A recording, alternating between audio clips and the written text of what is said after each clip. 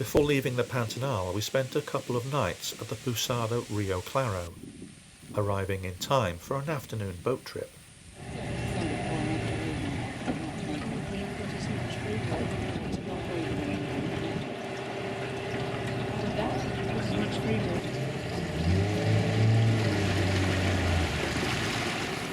We managed to find a sunbittern, surprisingly elusive during our time in the Pantanal. There were also lots of black-collared hawks.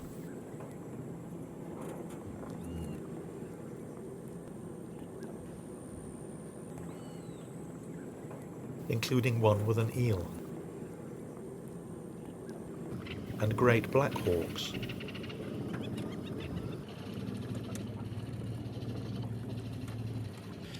In a secluded bay, we came across this little cuckoo, more often seen near water than the similar squirrel cuckoo.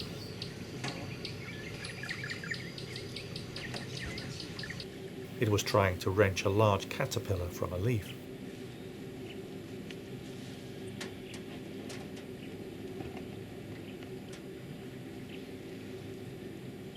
With the cuckoo was a rusty-backed spinetail.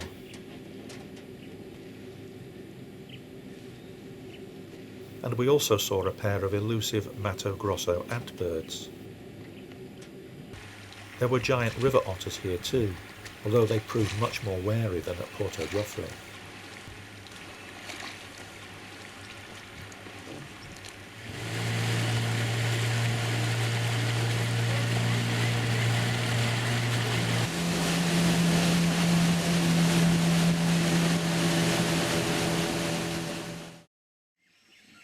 We were out on the river again early the next morning.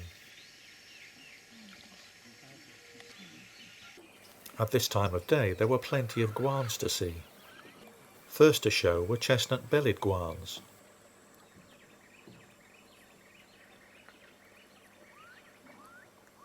Followed by red-throated piping guans.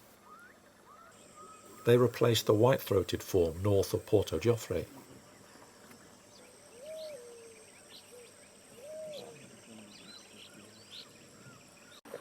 However, this individual may be an intergrade.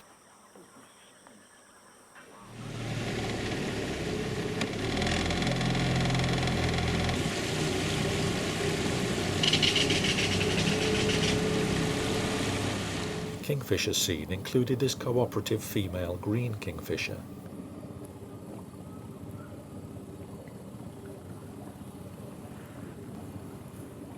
Woodpeckers were limited to a male lineated.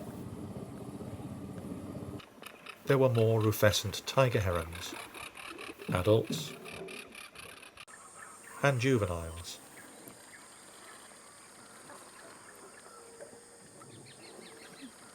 And one of the highlights of the whole trip, a superb agami heron.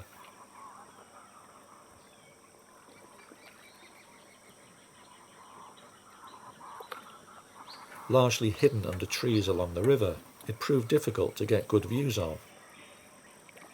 But a bit of patience and good luck eventually paid off.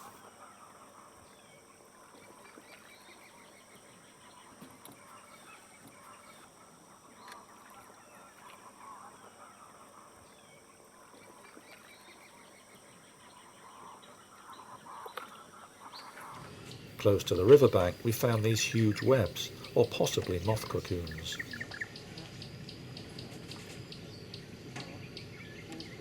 And a roost of long-nosed bats.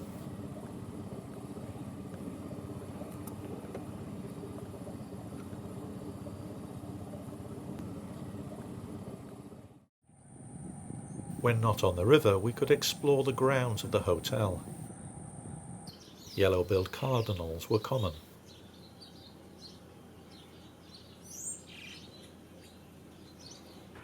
As were rufous-bellied thrushes.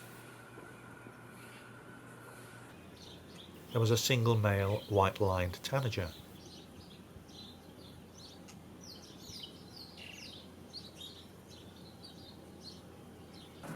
And a regular narrow-billed woodcreeper.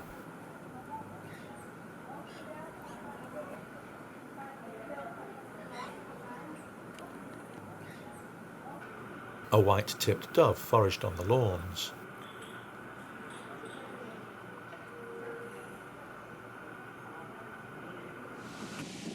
As did this female campo flicker. They are habitual ground feeders, however their arboreal lineage means they have a rather awkward gait when foraging.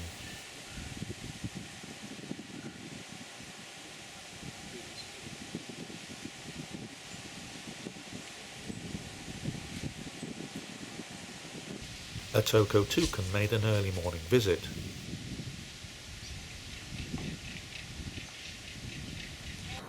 Whereas chestnut-eared arasares was seen on a more routine basis, feeding on the fruiting trees by the restaurant.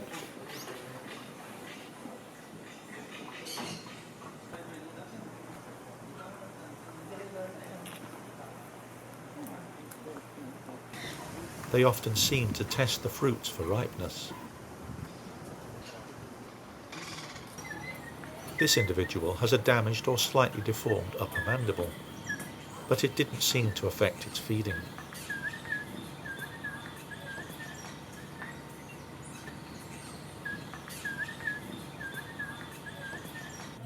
The same trees attracted yellow chevroned parakeets.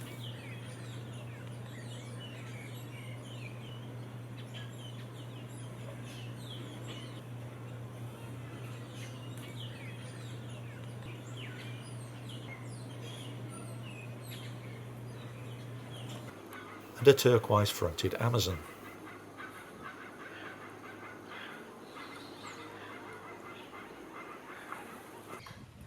A pair of white-eyed parakeets preferred a nearby mango tree.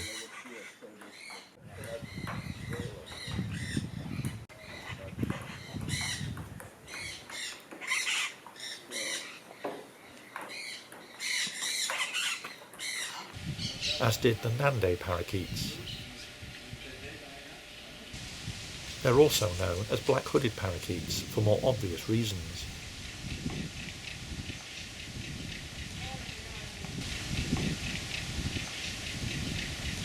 They were usually quite shy, hiding away in the tree's canopy.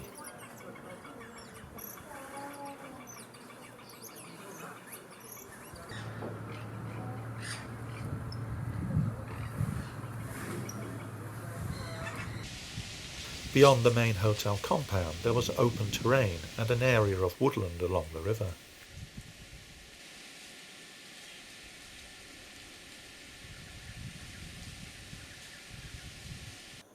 Home to a pair of thrush-like wrens.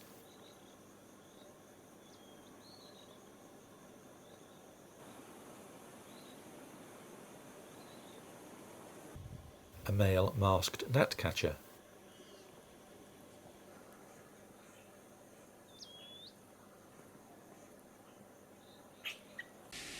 More guira cuckoos. A pale-legged hornero foraging in the leaf litter.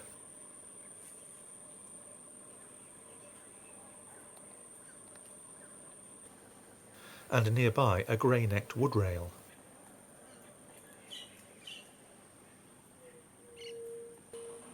This male bare-faced curassow was one of a pair and was showing off his bushy crest to good effect. The female also has a bushy crest, although hers is pied.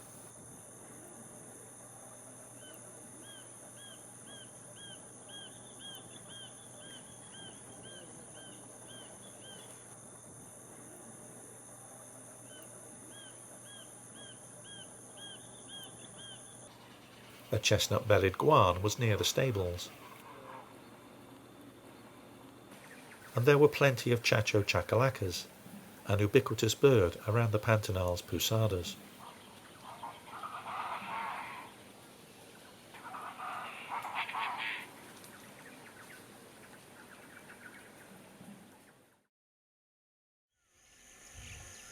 On our last afternoon, we visited another nearby lodge, the Pouso Alegre.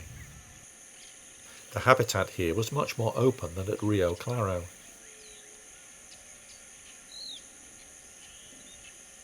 We were greeted by a black and white tegu.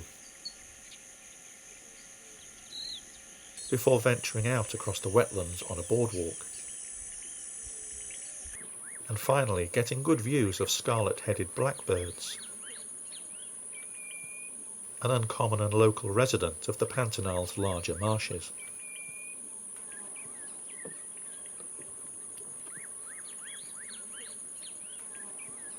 The undoubted highlight, however, was a giant anteater foraging around the boardwalk.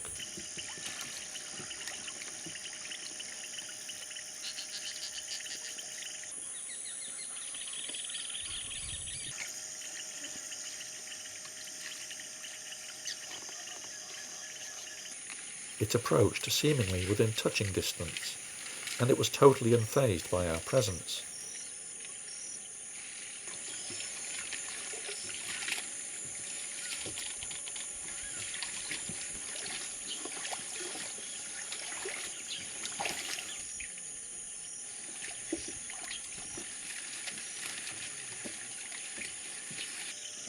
As the sun moved lower, Nakunda nighthawks appeared over the marshes.